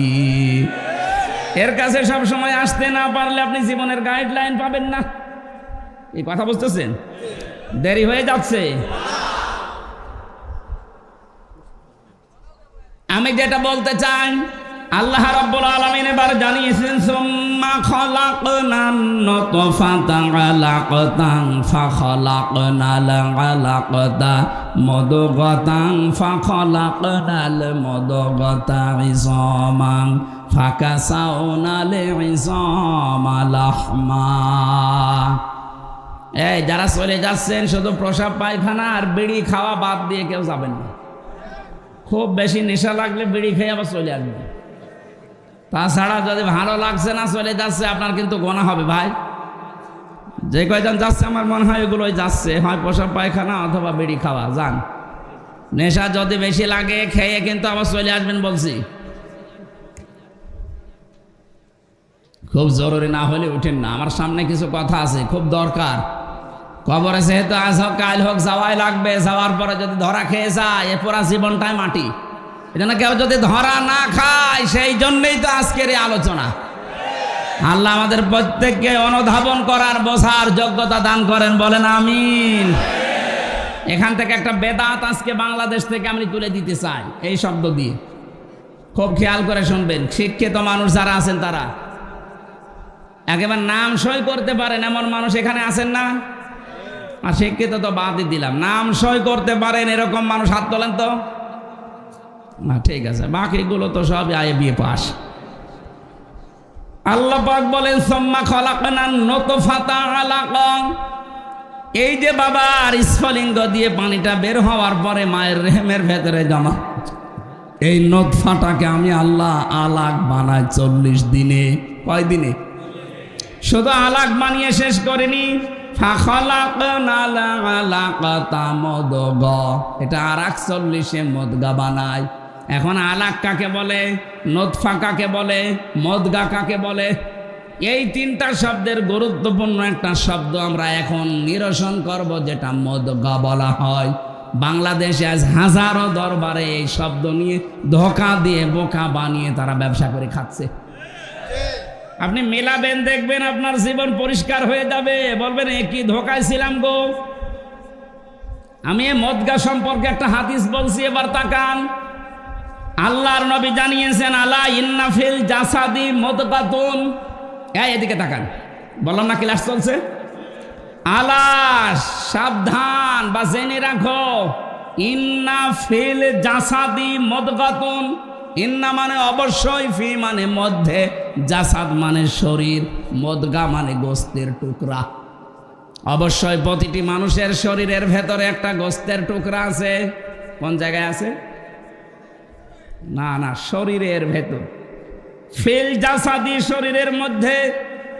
এখন কি এখানে যারা বসে আছেন কেউ বলতে পারবেন এই মাথা আমার শরীর, বুক আমার শরীর, পেট আমার শরীর, পুরাটা মিলে কি?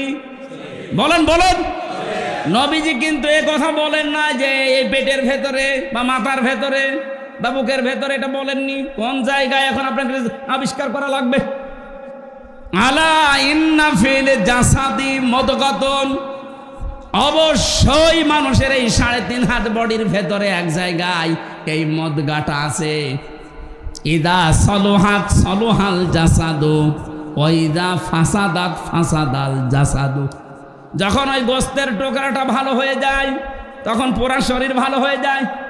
ওইটা যখন খারাপ হয়ে যায়, নষ্ট হয়ে যায়, ওই মানুষটাও নষ্ট হয়ে যায়। নবীজি শেষের ভাষায় বলেন, আলা ওয়াহিয়াল কলব, ওই গোস্তের টুকরাটার নাম হচ্ছে কলব। নাম কি? বলেন বলেন। এবার আমার প্রশ্ন হচ্ছে, শব্দটা ছিল মুদগা।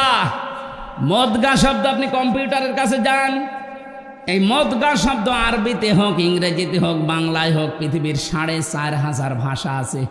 যে ভাষায় লিখে ওর ভেতরে দেন, দেখেন মুদগা হওয়ার শর্ত বের করে দেবে।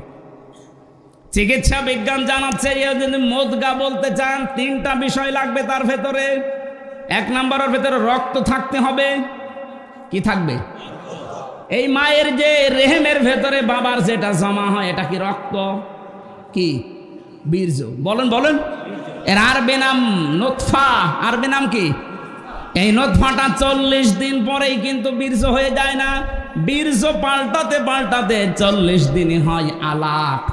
আলাক মানে না, আলাক শব্দের আবিধানিক অর্থ এখন বাস্তবে যেটা বিজ্ঞান দেখাচ্ছে, আলাক মানে ঝুলন্ত। এই যে যোগ বলে না, যোগ, যোগ এভাবে কি থাকে? ঝুলে থাকে। মায়ের জরায়ুর দেওয়ালের ভেতরে ঠিক যোগের মতো আমরা এভাবে 40 দিন ঝুলেছিলাম। তার আরবি নাম আলাক। ইকরা বিসমি রাব্বিকাল্লাযী খলাক খলাকাল ইনসানা মিন আলাক। আলাক তার ব্যাখ্যা বিজ্ঞান এখন কম্পিউটারের কাছে, এখানে থাকলে আমি স্ক্রিনে আপনাকে দেখাতে পারতাম কি করে ঝুলি আছে। আমার মনে হয় এভাবে তথ্যগুলো আবিষ্কার করার মাধ্যমে মেডিকেলে যারা ছেলেমেয়েরা ডাক্তারি পড়ছে এদেরকে যদি এইভাবে আমরা দেখিয়ে বোঝাতে পারতাম, মুসলমান ছাত্র ছাত্রীদের ঈমান আরো বেড়ে যেত।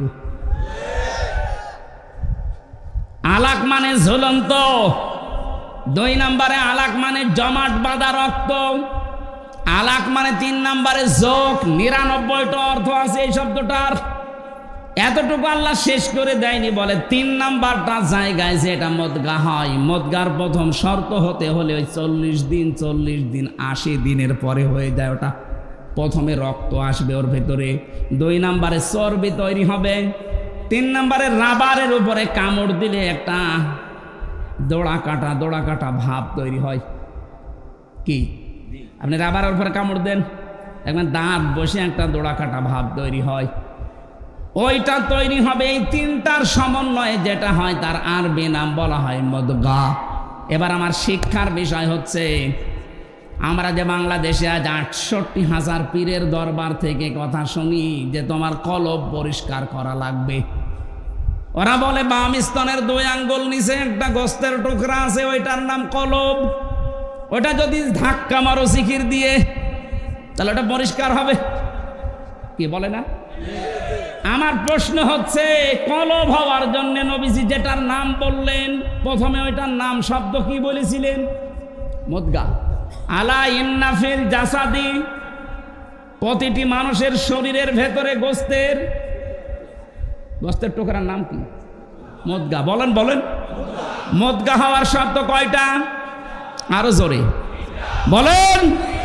1 নম্বরে রক্ত থাকবে, 2 নম্বরে চর্বি, 2 নম্বরে 3 নম্বরে দোড়া কাটা ভাব থাকবে। আপনি আমার উপরে রাগ না করে কোরআন আর হাদিস নিয়ে কম্পিউটারের সামনে বসে গবেষণা করে মিলান। আমি তো আন্দাজে বলছি না, পড়ে বলছি। আমারটা যদি ভুল হয় আপনার মানার দরকার নেই, আপনার বাবারটাই মানেন। কিন্তু আমারটা ভুল প্রমাণ করতে না পারলে আপনার ওই বাবার ব্যবসা বন্ধ করা লাগবে। আমি ব্যবসা বলছি এই কারণে, মদগার সাথে শেষের শব্দটা ছিল আলা ওয়াহিয়াল কলব। নবীজি বলেন ওই গোস্তের টুকরাটার নাম কি? তাহলে মদগা হওয়ার যে শর্তগুলো, এটার নাম যেহেতু কলব, আমরা যেহেতু কলব এই জায়গায় বলছি বাম স্তনের 2 আঙ্গুল নিচে, এবার এখানে আপনি বুক ছিঁড়ে ওইটা গোস্তটা বের করেন, আপনি দেখবেন ওখানে হয়তো রক্ত আছে, গোস্ত আছে, চর্বি পাওয়া যাবে। রক্ত গোস্ত চর্বি, কিন্তু দোড়া কাটা ভাব আপনি পাবেন না। 3 নম্বরের শর্ত বিজ্ঞান মিলাচ্ছে। এই যে মাথাটাকেও যদি এই মগজটা ফেলে দেন, উপরের খাপড়ি মগজ বের করে নিয়ে আসেন, এখানে সামনে আছে ফ্রন্টাল লব, অক্সিপিটাল লব, প্যারাইটাল লব, হাউজিং লব। এখানে 70টা জিনিস লাগানো আছে। 70টা জিনিসে 70,000 তার দিয়ে পুরা শরীরে আমার আল্লাহ কভার করছে। এই সামনে যেটা আছে ফ্রন্টাল লব, আমরা মনে করি এইটা দিয়ে আমরা দেখি না, দেখি তো চোখ দিয়ে, কিন্তু এটা প্যারাইটাল লব পেছনে লেখা আছে। পেছনে এই জায়গায় যেটা সেট করা আছে, এখানে তার দিয়ে আল্লাহ ঘুরিয়ে পেছি আপনি মানুষের এই পুরা চামড়াটা ফেলে দেবেন, দেখবেন বিশাল ইঞ্জিনিয়ারিং কায়দা আল্লাহ বানিয়েছে। কিভাবে যে তার সেট করা, আপনি সেজদা দিতে আল্লাহকে বাধ্য হবেন। দেখি তো চোখ দিয়ে, কিন্তু এই চোখ তো প্রথমে দেখে না, দেখে এইটা পেছনের এই যে এখান থেকে দেখার পরে তারের মাধ্যমে চোখের কাছে আসে, তাড়াতাড়ি এখান থেকে সিদ্ধান্ত যায় ব্রেনে। এই ব্রেন থেকে আগে, মগজ থেকে আগে সিদ্ধান্ত তাড়াতাড়ি দ্রুত গতিতে বলে, এই সাপ দেখতে পেয়েছিস, তাড়াতাড়ি লাঠি হাতে নে অথবা পেছনে দৌড় দে। এটাকে আপনার চোখ বলে। কে বলে? আরো জোরে বলেন। তাহলে এবার মগজ আপনি খুলে দেখবেন, ওর ভেতরে চর্বি আছে, ওর ভেতরে রক্ত আছে, আর ওই যে দোড়া কাটা ভাব ওর ভেতরে আছে। ওটা শুধু ভাব, দোড়া কাটা না, ওগুলো সব নার্ভ। আমার আল্লাহ এমন ভাবে সেট করে রেখেছে, প্রতিটি সেলের ভেতরে আবার আছে সুখ, দুঃখ, কষ্ট, আনন্দ, এখানে আবার 80 প্রকার জিনিস পাবেন। আমার সাথে কোরআনের সাথে বিজ্ঞানের সাথে আমি যখন বসে মিলাই, আমার মাথা এমনিতে আল্লাহর সেজদায় নত হয়ে যায়। রব্বুল আলামিন বলেন, তাহলে আমি যেটা বোঝাতে চাচ্ছিলাম, বাংলাদেশ সহ আর ভারতে এই দুইটা দেশে এগুলো বেশি। আজ হাজারো মানুষকে জিকিরের নাম দিয়ে কলব পরিষ্কারের কথা বলি করছেন। আরে ভাই, জিনিস তো ওখানে নেই। নবীজি বলেছিলেন এই গোস্তটা ভালো হয়ে গেলে মানুষ ভালো হয়, এটা খারাপ হয়ে গেলে মানুষ নষ্ট হয়ে যায়। তা আমার এখানে যেটা আছে এইটা খারাপ হলে মানুষ তো খারাপ হয় না, খারাপ হয় এইটা। এর ভেতরে যেটা আছে এইটা যদি কারো নষ্ট হয়ে যায় তখন লোকটা পাগল হয়ে যায়। এইটা খারাপ হয়ে গেলে ঘুষ খায়, এইটা খারাপ হয়ে গেলে সুদ খায়, এইটা খারাপ হলেই মিথ্যা কথা বলে, এইটা খারাপ হলে জেনা করে। আর কথা বলছে না কেন? এটা যদি সত্যি আমরা আজ বুঝে ফেলি, বাংলাদেশে আজ হাজারো দরবারে উল্টাপাল্টা জিকির বন্ধ হয়ে যাবে। তাহলে যারা এই জিকিরের নাম নিয়ে কলব পরিষ্কারের কথা বলে বুক ব্যথা করাচ্ছে, তারা আমারে ভালো বলবে, বলবে যে হুজুর যেন আমার জেলায় আর না আসে, দেখা যায় ওর ব্যবসায় ভাটা পড়ছে। আরে ভাই, বুক পরিষ্কার করে কি করবেন আপনি? এটা সাবান দিয়ে পরিষ্কার করেন, পরিষ্কার তো করা লাগবে। এইটা এই মোবাইলে এত তথ্য আমি এক জায়গায় করেছি আয়াত দিয়ে, যদি সত্যি আমাদের এইটা পরিষ্কার হতো তাহলে 15.5 বছর অত্যাচার করতো না। এইটা পরিষ্কার হলে 15.5 বছর আয়না ঘরে বা থাকা লাগতো না। আপনি বলছেন আয়না ঘর কি? 10 দিনে আমার জীবন বিষিয়ে উঠেছে, অথচ ওখানে আমি 8 বছর 10 বছর 14 বছরের মানুষ পেয়েছি। ওখানে কবরের মতো জায়গায় আছে, আপনি তো টের পাচ্ছেন না, শুধু দরবারে বসে বসে হু হু করছেন। এইটা খারাপ হয়ে গেছে, এই কারণে মানুষ এত জুলুম করে। বিনা কারণে মিথ্যা মামলা দিয়ে ধরিয়ে দেয় ওনার কাছে, আবার নিজেই ওনার কাছ থেকে টাকা দিয়ে ছাড়িয়ে নিয়ে আসে। এটা 15.5 বছর হয়নি, কিচ্ছু জানে না, ঘরে শুয়ে আছে, ঘুমিয়ে আছে, ঘুম ভেঙে দেখছে ওনার থানায়, কি গো তুই গাছ কেটেছিস কখন? স্বপ্নে। এইরকম মামলা চলছিল। কথা বল না কেন? আমার নামে যে মামলা ছিল এরকম গায়েবী মামলা, আন্দাজে, আমি কিচ্ছু জানি না। আমার বাড়ি থেকে ধরে নিয়ে আসলো, গ্রামের বাড়ি কুষ্টিয়ার হালসায়, অথচ পরের দিন পেপারে ওরা লিখে দিল যে ওনারা কুষ্টিয়ার মজমপুর থেকে। পুরা মিথ্যা কথা। এখান থেকে যে মিথ্যা আরম্ভ হয়েছে, পুরা কেস 3 বছর পুরাটাই মিথ্যা। মামলার আয়ু ছিল এই যে পাশে মাদারীপুরের ট্যাকের হাটে বাড়ি, ওনার আমি খুঁজতেছি, পাচ্ছি না। ওনার দোষ না, ওনারে দিয়ে করানো হয়েছে। কয়েকদিন আগেও আমি কথা বলেছিলাম যে কি আমার মামলা তো সব ঢিসমিস হয়ে গেল, আপনি কোথায়? বলছে হুজুর আমারে মাফ করি দেন। মাফ করবো মানে? আমারে যে 3 বছর ফাঁসির কন্টেম ছেলে রেখে দিলেন, আপনাকে আগে 3 বছর রাখি, এরপরে বলেন মাফ করি দিন। বিশেষ করে আমার দায়িত্বে যারা ছিল রিমান্ডে, এসপি শেখ ইমরান, খুলনায় বাড়ি, আমি এই লোকটাকে ছাড়বো না, কারণ এই ইচ্ছা করলে আমার অনেক কিছু বাঁচিয়ে দিতে পারত। মোবাইলটা নিয়ে এমন এমন দৃশ্য উল্টাপাল্টা করেছে। আমার ম্যাডামের ছবি ছিল বিয়ের দিনের, ওইটা দেখে বলছে কি পূর্ণিমা ছবি আপনার? কিসের পূর্ণিমা? এই যে আরে ভাটা আমার, এটা আমার বউ। হুজুর এত সুন্দর বউ পেয়েছে কি করে? দাঁড়ান বউ তুলে নিয়ে আসবে। বলেন কত চরিত্র, কত নিচে নামলে এ কথা বলতে পারে একটা আলেমের সাথে।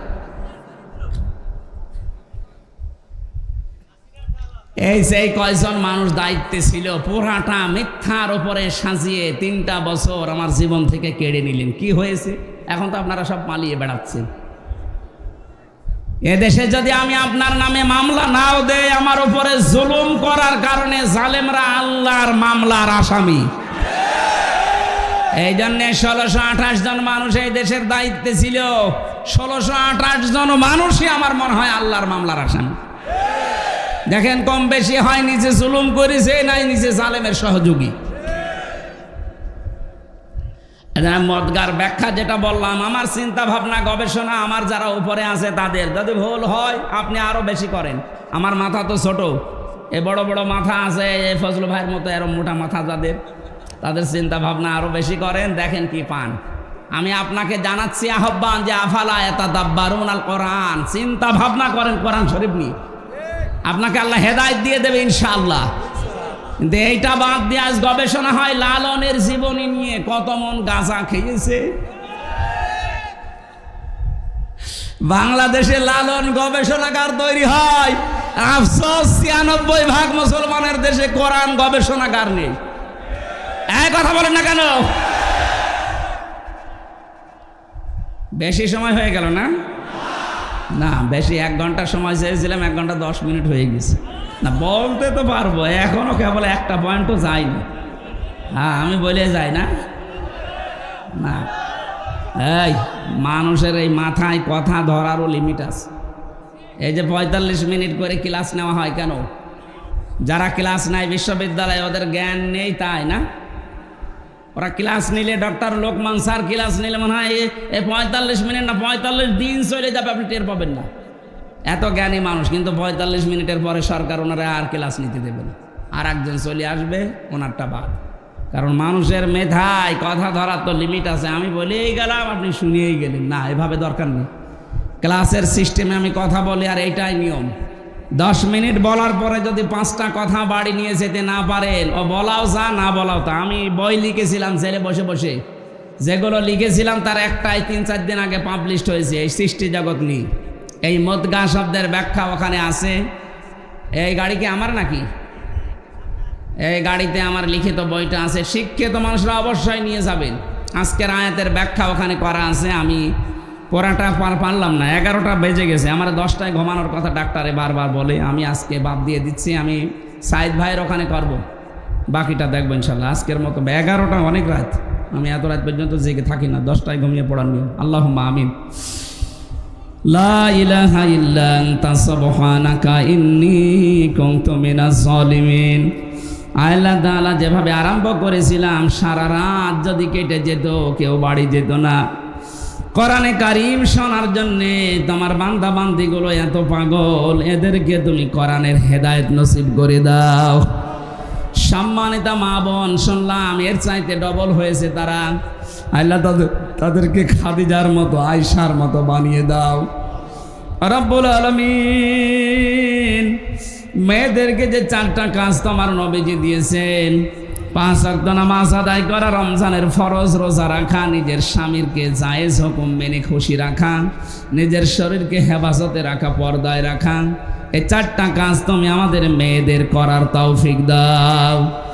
এই মাহফিলের প্রধান অতিথি যিনি, শ্রদ্ধাভাজন বড় ভাই, এলাকার কৃতি সন্তান জনাব মিয়া নুরুদ্দিন অপু, অসুস্থ হয়ে সিঙ্গাপুরে আছে। আল্লাহ তাকে শেফায়ে কামেলা আজেলা নসিব করে দাও